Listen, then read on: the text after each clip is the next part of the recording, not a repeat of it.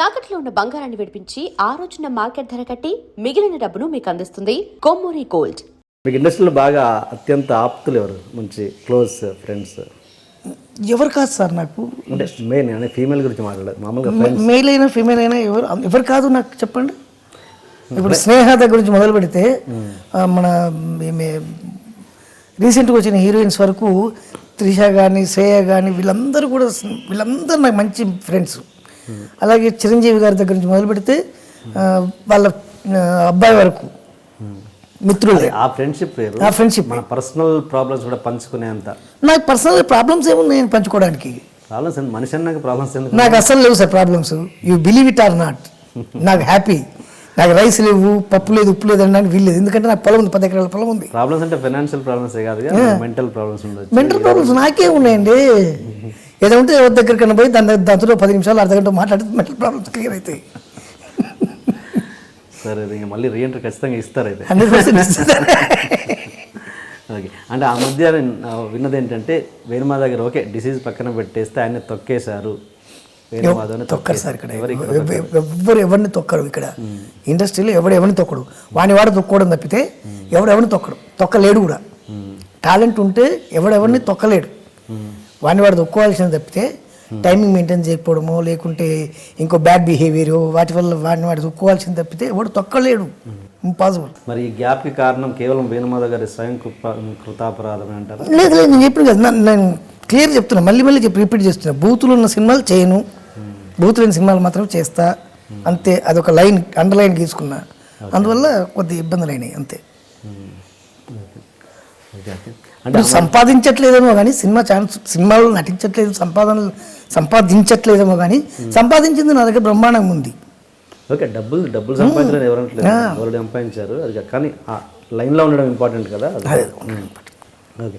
And ఆ మధ్య ఏంటంటే ఒక సినిమా, మీరు హీరోగా తీసిన ఒక సినిమా ఒక ప్రముఖ వ్యక్తి కొంటాను అంటే మీరు ఇవ్వలేదంట, నిజమేనా? అది ఎంతవరకు నిజం? అబద్ధం సార్, పచ్చబద్ధం. భూ కైలాస్ ప్రేమాభిషేకం నేను తీసింది, ప్రేమాభిషేకం నేను ప్రొడ్యూస్ చేసింది, ప్రేమాభిషేకం. అది ఒక ప్రముఖ వ్యక్తి రైట్స్ అడిగితే మీరు ఇవ్వనన్నారంట.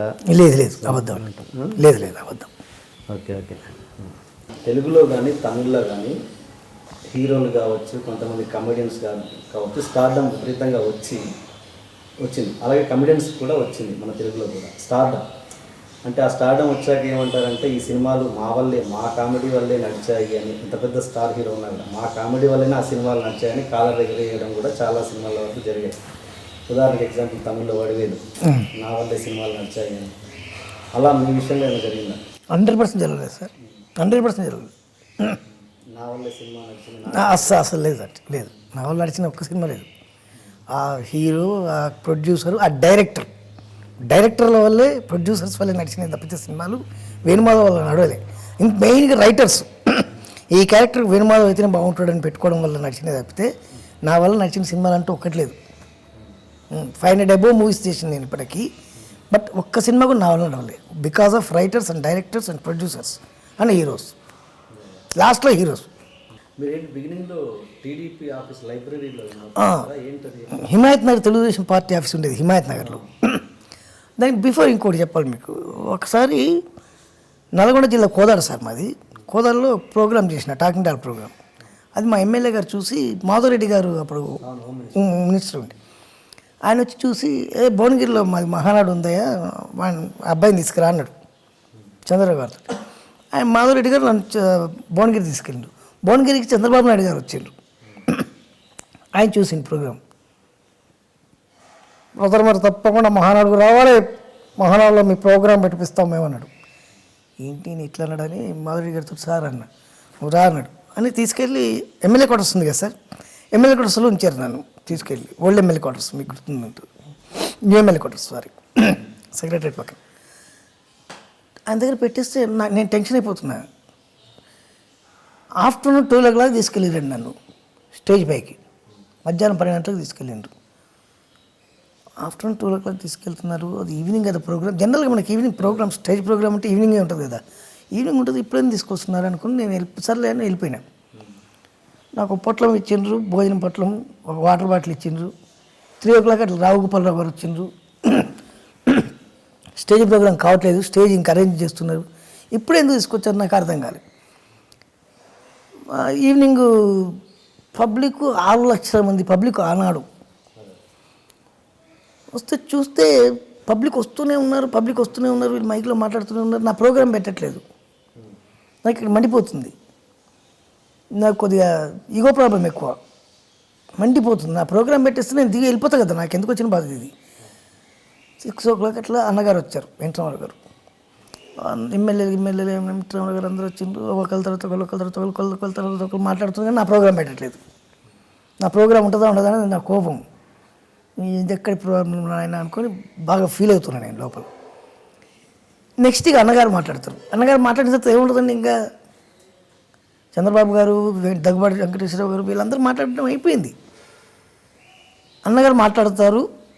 నెక్స్ట్ వెంకటరామరావు గారు ఆయన మాట్లాడినంటే ప్రోగ్రాం అయిపోయినట్టే. ఎక్కడ పోతురా నాకు ప్రోగ్రాం లేనట్టే ఇవ్వాలనుకొని సర్దుకుంటున్నాను నేను. నా టాకింగ్ డాల్ బాక్స్ అవన్నీ సర్దుకుంటున్నాను. ఈలోపు స్టేజ్ వెనక్కి చంద్రబాబు గారు వచ్చి రావారా నువ్వు రాబాబు రావా అంటున్నాను. అన్నమంటున్నాడు ఏంటి అనుకుంటా. ఎగ్జాక్ట్లీ అన్నగారు మాట్లాడే ముందు నన్ను నా ప్రోగ్రాం పెట్టిండ్రు. అన్నగారు వినాలి అని వెంకటరామరావు గారు చూసిండ్రు. ఆయన పెట్టిన పథకాలు ఏంటి, వీళ్ళ పథకాలు ఏంటి, వాళ్ళ పథకాలు ఏంటి, వీళ్ళ పథకాలు అవన్నీ టక్ నేను ఒక పార్టీ అయితే నా టాకింగ్ డాల్ వేరే పార్టీ, అట్లా ఆ టైప్లో దాన్ని మేనేజ్ చేసుకుంటూ చేసిన. లేచి నిలబడి అన్నగారు చప్పట్లు కొట్టి భుజం ఇచ్చేసి మీ సేవలు ఎంతో అవసరం బ్రదర్ మాకు, మీరు మాతోటే ఉండాలి, కమాన్ వీరిని మన దగ్గర పెట్టండి అన్నాడు. వీరిని మన దగ్గర పెట్టండి అంటే ఎట్లుంటుంది తప్ప నాకు ఈ ఇస్తారు రోజుకు నెలకు మంచి జీతం దొరుకుద్ది, బ్రహ్మాండంగా సెటిల్ అయిపోవచ్చు అనుకున్నా. హిమాయత్ నగర్ తెలుగుదేశం పార్టీ ఆఫీస్లో పెట్టిండు నన్ను తీసుకెళ్ళి. అప్పుడు ఈ ఫోన్లు, పేజర్లు, సెల్లు ఇవ్వు, ఒక ల్యాండ్లైన్ మాత్రమే ఉండేది. నన్ను ఆపరేటర్గా పెట్టిండు. ఫోన్ వస్తే లోపలికి ఫోన్ పంపించారు. సార్ వచ్చి 1 month అయింది, ఇక జీతం ఇస్తారు, ఇక మనకు అమ్మాయి అనుకున్నాను. 600 రూపీస్ శాలరీ ఇచ్చారు సార్. ఏం చేయాలి అర్థం కాలే. 600 రూపీస్